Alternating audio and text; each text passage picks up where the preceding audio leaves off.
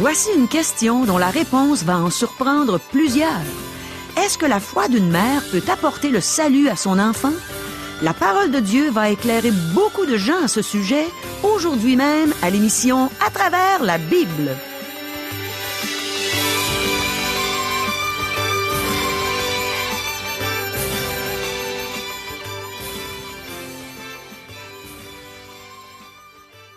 Chers auditeurs, pour en savoir davantage sur le contenu de cette émission, vous pouvez contacter en tout temps Radio Espoir via Internet à www.radioespoir.ca ou par téléphone, sans frais, au 1-877-l'Espoir, 1-877-537-7647. Bonjour, ici Caro. Dans sa bonté, Dieu nous a laissé sa parole pour qu'on puisse découvrir la vérité dans bien des sujets. Alors voici quelques questions qui couvrent des sujets où Dieu va sûrement nous surprendre aujourd'hui. Pouvons-nous détourner notre attention de l'Évangile dans notre prédication? Est-ce qu'il y a un danger qu'en accomplissant des miracles, on puisse détourner l'attention des gens du but de l'Évangile? Sur quoi devons-nous mettre l'accent quand nous prêchons la parole de Dieu? Est-ce que la foi d'une autre personne peut sauver un pécheur perdu? De quelle manière est-ce que la foi d'un croyant peut aider un pécheur perdu? Est-ce que c'est parce qu'il est bonasse que Dieu pardonne aux pécheurs? Est-ce qu'une personne doit être consciente de son péché pour parvenir au salut offert par Jésus-Christ? Quel est le plus important? D'être en communion avec Dieu ou d'être religieux? La parole de Dieu a toujours la réponse à nos questions. Dieu aime nous instruire, puis il va le faire encore aujourd'hui par la bouche du pasteur Régent Joly. Alors demandons à Dieu qu'il nous aide à bien comprendre ce précieux enseignement. Prions. Oui, Seigneur, ton enseignement est précieux. Qu'il le soit particulièrement pour nous aujourd'hui. Dispose nos cœurs en double s'il le faut, mais qu'on puisse comprendre, Seigneur, ce que tu veux nous dire, ce que tu veux nous enseigner. Amen. À toi, Régent. Merci, Caro. Chers amis, aujourd'hui, nous voyons le 2e chapitre de l'Évangile selon Marc. En fait, ce chapitre est une suite du 1er chapitre. Débutons notre lecture. Marc, chapitre 2, verset 1er. Quelques jours après, Jésus revint à Capernaum. On apprit qu'il était à la maison. Après une absence de quelques jours, Jésus revient à Capernaum. Comme nous l'avons déjà vu, Jésus-Christ avait aménagé son quartier général à Capernaum, ayant dû quitter Nazareth vu l'hostilité des siens.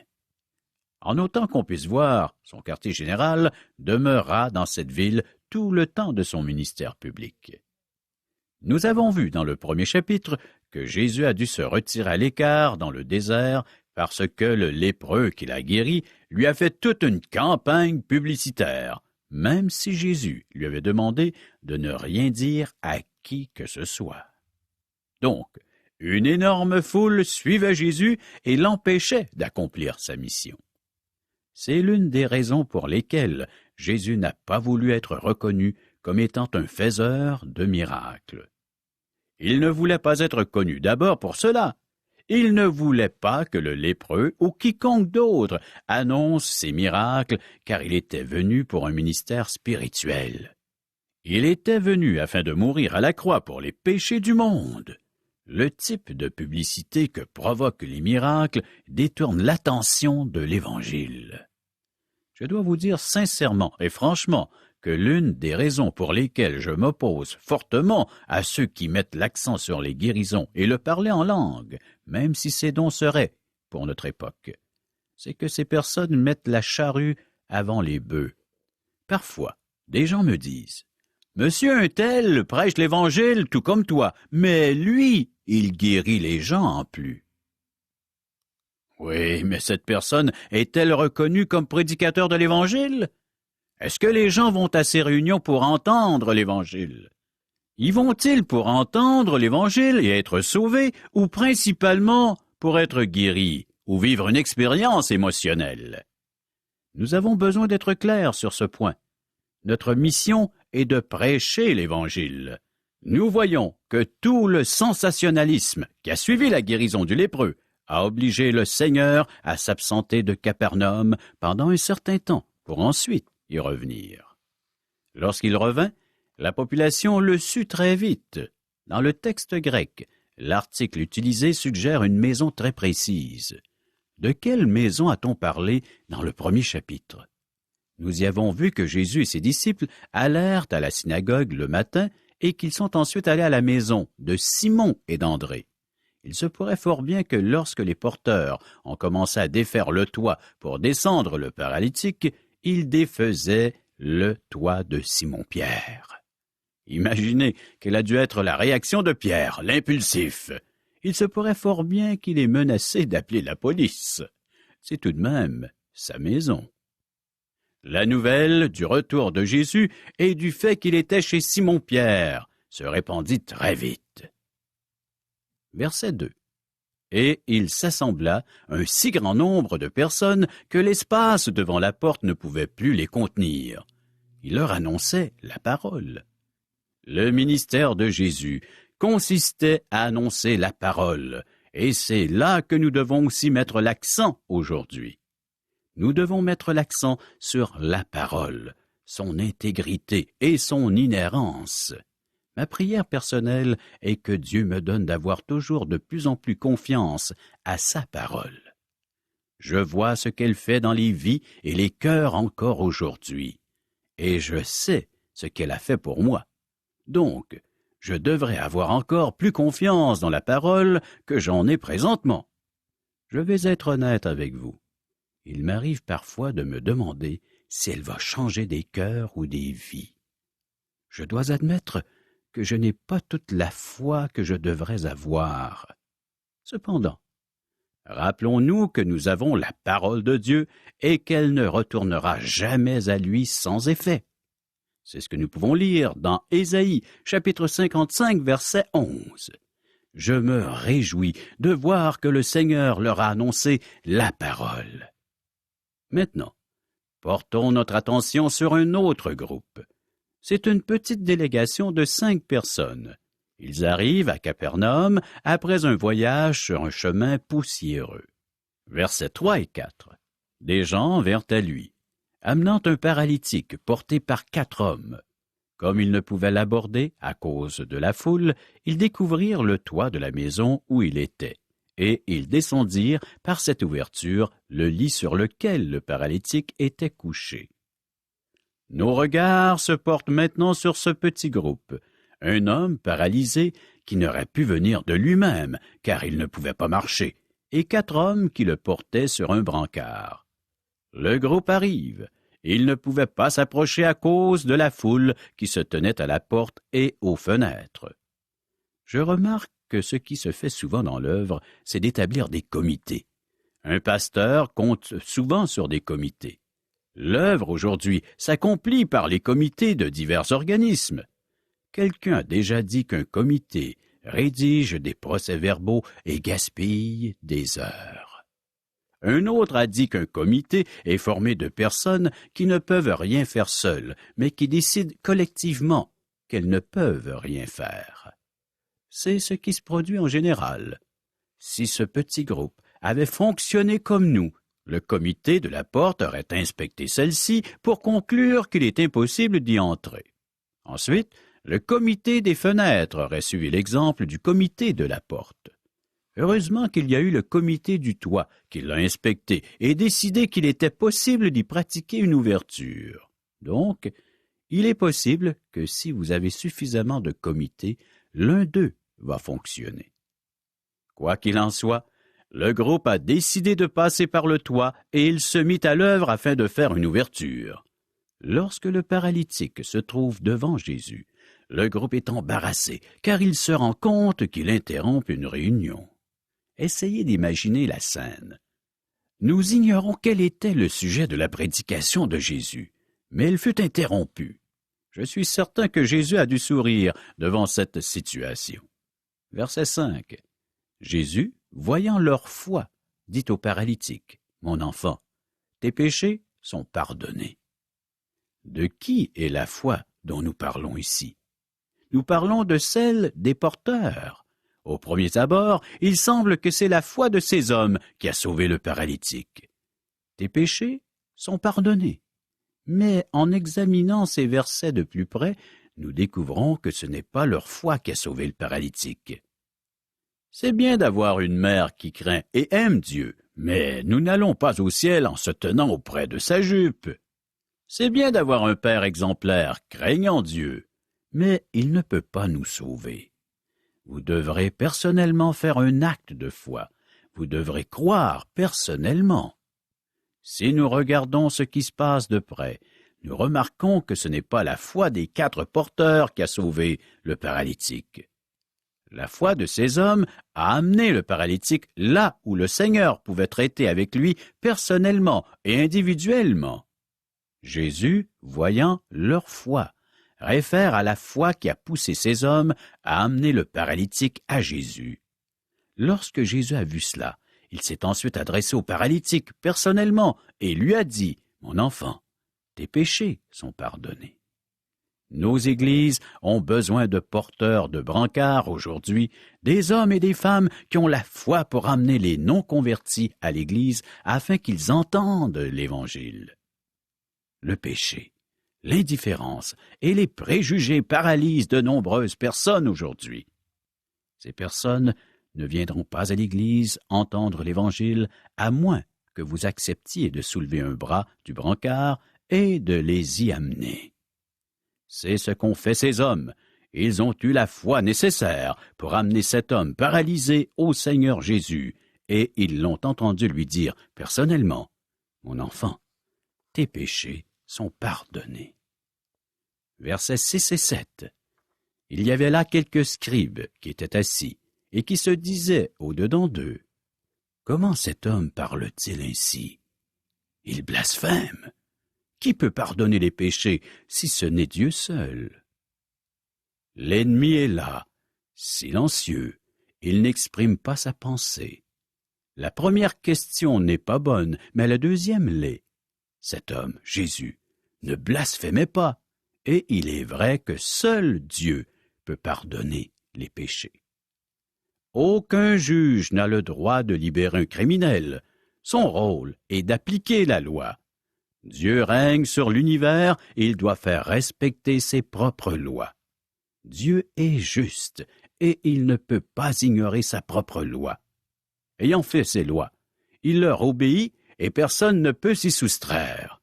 Ces lois sont immuables et elles nous condamnent devant Dieu. Nous avons besoin d'être pardonnés et Dieu est disposé à pardonner.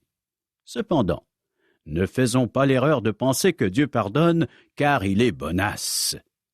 Il nous pardonne car Christ a payé pour tous nos péchés. Jésus ne blasphémait pas car il est Dieu. De plus, il pouvait pardonner les péchés parce qu'il est descendu sur terre afin de nous procurer un moyen de salut, pour nous aussi bien que pour le paralytique. Verset 8. Jésus, ayant aussitôt connu par son esprit ce qu'ils pensaient au-dedans d'eux, leur dit, « Pourquoi avez-vous de telles pensées dans vos cœurs? » Les scribes n'ont pas exprimé leurs pensées, mais Jésus lit dans les cœurs. Il essaie de les amener à s'exprimer, mais les scribes se sont déjà frottés à Jésus et c'est eux qui sont repartis avec un nez ensanglanté. Ils ont cru qu'il était préférable de garder le silence, ce qu'ils ont fait. Jésus leur demanda donc, verset 9, « Lequel est le plus aisé, de dire au paralytique, « Tes péchés sont pardonnés » ou de dire, « Lève-toi, prends ton lit et marche » Ils n'avaient pas du tout envie de répondre à cette question. Ils se taisaient, mais cela n'empêchera pas Jésus de poursuivre. Il connaissait leurs pensées. Nous lisons dans Jean, chapitre 2, verset 25. Jésus n'avait pas besoin qu'on lui rendît témoignage d'aucun homme, car il savait lui-même ce qu'était dans l'homme. Maintenant, Jésus place les scribes en mauvaise posture. Est-il plus facile de pardonner les péchés de cet homme ou de le faire marcher? Même si les scribes n'ont rien dit, Il est facile de deviner qu'ils auraient répondu qu'il était impossible de faire ces deux choses. Seul Dieu le pouvait. Ils auraient eu raison, et c'est pourquoi Jésus a dit à cet homme de prendre son lit et de marcher. Versets 10 et 11. Or, afin que vous sachiez que le Fils de l'homme a sur la terre le pouvoir de pardonner les péchés. Je te l'ordonne, dit-il au paralytique, lève-toi, prends ton lit et va dans ta maison. Un commentateur écossais a dit que Jésus lui a demandé de prendre son lit et de marcher, car il ne retomberait pas malade. Il n'aurait plus besoin du brancard. Désormais, cet homme marchera. Lorsque Jésus guérit, il fait du bon travail. C'est du 100%. Versets 12 à 14. Et, à l'instant, il se leva, prit son lit et sortit en présence de tout le monde, de sorte qu'ils étaient tous dans l'étonnement et glorifiaient Dieu, disant, « Nous n'avons jamais rien vu de pareil. » Jésus sortit de nouveau du côté de la mer, toute la foule venait à lui, et il les enseignait. En passant, il vit Lévi, fils d'Alphée, assis au bureau des péages. Il lui dit, « Suis-moi. » Lévi se leva et le suivit. L'action se poursuit dans cet évangile. Même si nous ne sommes pas devant un miracle, il y a beaucoup d'action dans l'évangile de Marc. Ici, Jésus appelle Lévi, connu sous le nom de Matthieu, à le suivre. Matthieu était de la tribu de Lévi, la tribu affectée au service du temple. Lévi était devenu un publicain. En passant, ce verset répond à la question au sujet des 10 tribus perdues d'Israël. C'est ici l'un des nombreux cas où l'on rencontre un Israélite membre d'une tribu autre que celle de Juda. Quiconque affirme qu'il y a 10 tribus perdues se trompe. Mes amis, les 10 tribus ne sont pas perdues. Ici, nous voyons un membre de la tribu de Lévi devenir un disciple de Jésus-Christ. Maintenant, il s'est passé quelque chose de remarquable au moment de l'appel de Matthieu, et il ne nous en parle pas dans son évangile. Matthieu ne nous a pas parlé du repas auquel il a invité ses amis pour qu'ils rencontrent Jésus. Les amis de Lévi étaient considérés comme des pécheurs, car ils étaient collecteurs d'impôts, et à cette époque, c'était un beau métier pour quelqu'un qui désirait s'enrichir rapidement et surtout malhonnêtement. Versets 15 et 16. Comme Jésus était à table dans la maison de Lévi, beaucoup de publicains et de gens de mauvaise vie se mirent aussi à table avec lui et avec ses disciples, car ils étaient nombreux et l'avaient suivi. Les scribes et les pharisiens, le voyant manger avec les publicains et les gens de mauvaise vie, dirent à ses disciples, « Pourquoi mange-t-il et boit-il avec les publicains et les gens de mauvaise vie? » Avez-vous remarqué qu'il y dit à 3 reprises que les invités étaient des publicains et des gens de mauvaise vie? Il ne semble pas qu'il y ait eu une personne honnête sur la liste des invités. L'élite sociale ne se trouvait pas à cette table. Les publicains viennent en tête de liste car ils étaient des collecteurs d'impôts. Verset 17. Jésus, ayant entendu cela, leur dit, « Ce ne sont pas ceux qui se portent bien qui ont besoin de médecins, mais les malades. Je ne suis pas venu appeler des justes, mais des pécheurs. » Chers amis, quelle belle réponse! Nous ne faisons pas venir un médecin lorsque tous se portent bien. Vous invitez le médecin lorsque vous êtes malade. Le Seigneur Jésus n'est pas venu appeler des justes, mais des pécheurs. Il a dit cela car il y avait seulement des pécheurs parmi les invités. En fait, les scribes et les pharisiens étaient aussi des pécheurs. Il n'y avait aucun juste de présent, mais les scribes et les pharisiens ne se rendaient pas compte qu'ils étaient pécheurs. Verset 18. Les disciples de Jean et les pharisiens jeûnaient. Ils vinrent dire à Jésus, « Pourquoi les disciples de Jean et ceux des pharisiens jeûnent-ils, tandis que tes disciples ne jeûnent point? » Ces hommes étaient sous la loi, mais la loi ne donnait pas de règlement au sujet du jeûne. Dieu avait établi 7 fêtes pour son peuple, pas des jours de jeûne. Versets 19 et 20. Jésus leur répondit, « Les amis de l'époux peuvent-ils jeûner pendant que l'époux est avec eux? Aussi longtemps qu'ils ont avec eux l'époux, ils ne peuvent jeûner. Les jours viendront où l'époux leur sera enlevé, et alors ils jeûneront en ce jour-là. » Ce que Jésus dit, c'est qu'il est plus important d'être en communion intime avec lui que de jeûner. C'est toujours le cas aujourd'hui, mes amis. C'est une chose que d'être une personne religieuse et de jouer aux chrétiens, mais c'est une autre chose que goûter à une communion intime avec Dieu et de l'aimer. Versets 21 et 22. Personne ne coûte une pièce de drap neuf à un vieil habit. Autrement, la pièce de drap neuf emporterait une partie du vieux et la déchirure serait pire. Et personne ne met du vin nouveau dans de vieilles outres. Autrement, le vin fait rompre les outres et le vin et les outres sont perdus. Mais il faut mettre le vin nouveau dans des outres neuves.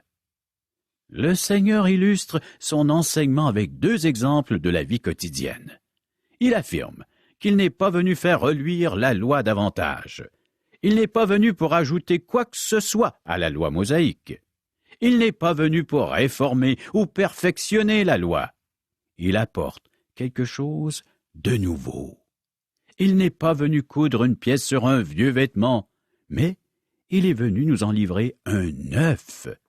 Sous la loi, les hommes travaillaient, mais leurs œuvres étaient comme un vêtement souillé. Le Seigneur est venu apporter un nouveau vêtement de justice qu'il remet à ceux qui lui font confiance. Ceci permet aux pécheurs pardonnés de se tenir devant Dieu. C'est la vérité merveilleuse que Jésus nous enseigne, mes amis. Le Seigneur n'est pas venu pour ajouter à la loi ou à la religion de l'Ancien Testament. Il est venu nous présenter quelque chose de tout à fait nouveau. Cet élément nouveau, c'est sa mort à la croix pour les péchés du monde. Un vin nouveau se met dans des outres neuves. Un nouveau vêtement est donné à un homme nouveau. Ce vêtement de justice est remis à ceux ou celles qui deviennent enfants de Dieu par la foi. Quelle vérité merveilleuse! Toi, cher ami, as-tu demandé à Dieu de te revêtir de ce vêtement neuf? Dans la dernière partie de ce chapitre, nous abordons la question du sabbat. Nous examinons ce qui se faisait hors des synagogues le jour du sabbat. Au prochain chapitre, nous verrons ce qui se faisait dans les synagogues. Nous voyons aussi ces 2 incidents dans Matthieu et Luc. Ils sont importants, car c'est à cause de la question du sabbat que l'élite religieuse a rejeté Christ. Après ces épisodes, ils cherchèrent à faire mourir Jésus. Au cours de ces incidents, Jésus a affirmé qu'il était le maître du sabbat. Dans la synagogue, il a fait du bien le jour du sabbat. Donc, la question à répondre est celle-ci. Jésus a-t-il violé le sabbat lors de ces événements? Guérir l'homme à la main sèche était-il une violation de la loi concernant le sabbat?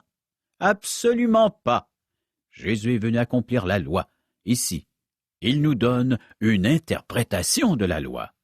Il révèle qu'il est maître du sabbat et que faire le bien ce jour-là était la chose la plus importante. Le Seigneur, lorsqu'il s'agissait de faire du bien autour de lui, ne prenait pas de congé. Et nous, lorsque nous voyons des gens souffrir et que nous pouvons les aider, pourquoi attendons-nous trop souvent à plus tard? Prochaine émission, Marc chapitre 2 verset 23 à chapitre 3 verset 35. Merci, Régent. J'ai bien aimé ce que tu as dit concernant une mère qui craint Dieu et qui l'aime. Tu as mentionné que son enfant ne pouvait pas aller au ciel en se tenant après sa jupe. Tu as dit aussi qu'un père exemplaire, craignant Dieu, ne pouvait pas sauver son enfant. Tu as dit qu'il fallait croire personnellement, qu'il fallait faire un acte de foi. J'ai entendu tellement de gens dire qu'ils étaient sauvés par leur baptême lorsqu'ils étaient bébés, leur profession de foi ayant été faite par leur parrain ou leur marraine. Mais j'ai jamais lu ça dans la Bible. La parole de Dieu nous enseigne qu'on est sauvé par la foi en Jésus-Christ. Tout comme le paralytique à qui Jésus a dit « Mon enfant, tes péchés sont pardonnés ». On a vu aujourd'hui que la foi des 4 porteurs qui ont amené le paralytique à Jésus a été utile pour amener le paralytique à Jésus, justement. Tout comme notre foi nous amène, nous les croyants, à amener des gens à connaître Jésus qui peut les sauver s'ils croient en lui, mais pas par notre foi. Mon ami, crois-tu en Jésus? Crois-tu que le péché te paralyse et t'empêche d'être dans la présence de Dieu? Dieu t'aime, mais il déteste le péché. Heureusement, il veut te pardonner. Mais tu dois mettre ta confiance en Jésus seul pour être pardonné. Tu dois te repentir, c'est-à-dire te détourner de ta vie de péché pour te tourner vers Jésus qui a payé en entier la dette que tu avais envers Dieu à cause de tes péchés. Dieu seul peut te donner la force de te détourner du mal. Dieu seul peut te sauver. Dieu n'est pas compliqué. Il t'invite maintenant à recevoir le don gratuit de la vie éternelle. Si tu reconnais que tu ne mérites pas d'aller au ciel, mais que Dieu t'offre ce cadeau qu'il a payé de son sang, de sa mort à la croix, eh bien, demande à Jésus de te sauver maintenant. Si tu crois en Jésus, j'aimerais t'inviter à faire cette prière avec moi. Seigneur Jésus, je veux que tu entres dans ma vie maintenant.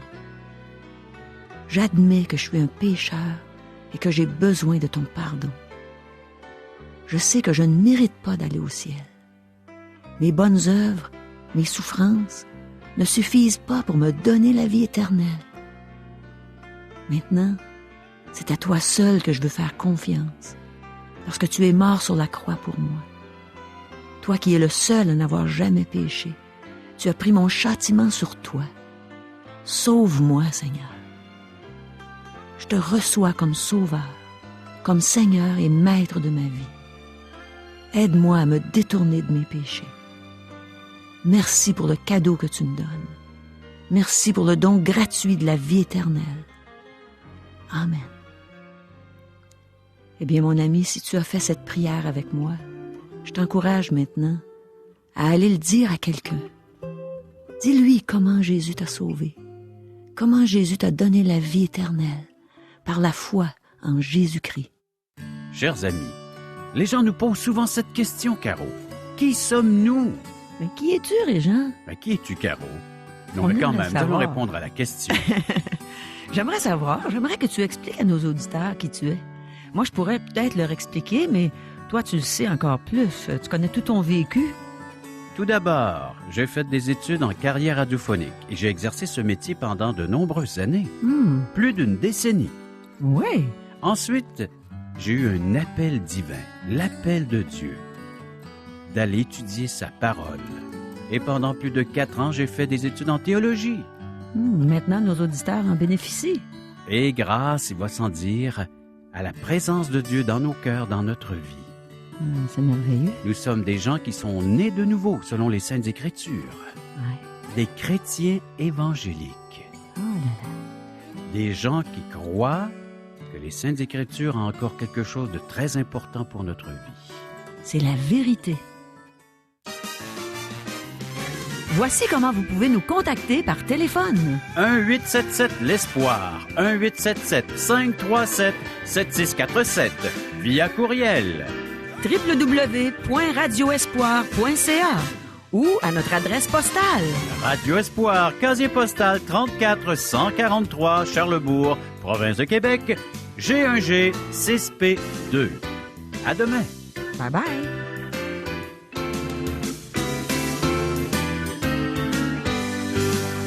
Cette émission vous a été présentée par Radio Espoir.